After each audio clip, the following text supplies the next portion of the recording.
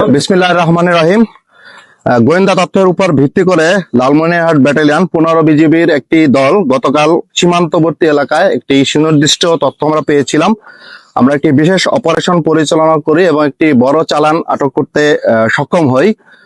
উক্ত অপারেশনে উল্লেখযোগ্য পরিমাণ ভারতীয় স্বর্ণ, কাতান এবং সিল্কের শাড়ি সহ বিভিন্ন প্রকার মালামাল আমরা জব্দ করতে সক্ষম হই, যার আনুমানিক বাজার মূল্য প্রায় 24 থেকে 25 লক্ষ টাকা। আমরা ধারণা করছি যে আসন্ন ঈদকে কেন্দ্র করে শুল্ক ফাঁকি দিয়ে এই চোরাচালান এই ব্যবস্থাটি অব্যাহত থাকছে।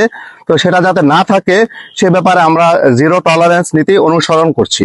আমি স্পষ্টভাবে বলতে চাচ্ছি, সীমান্ত সুরক্ষা, চোরাচালান দমন, মানব পাচার প্রতিরোধে বিজিবি সবসময় আপোষহীন। চোরাচালান মুক্ত বাংলাদেশ গড়ার লক্ষ্যে আমরা সর্বদা সতর্ক এবং দৃঢ় প্রতিজ্ঞাবদ্ধ। সীমান্তের স্পর্শকাতর এলাকাগুলোতে আমরা গোয়েন্দা নজরদারি ও টহল কার্যক্রম আরো জোরদার করছি এবং ভবিষ্যতে আমাদের এই কার্যক্রম অব্যাহত থাকবে ইনশাল্লাহ। ধন্যবাদ।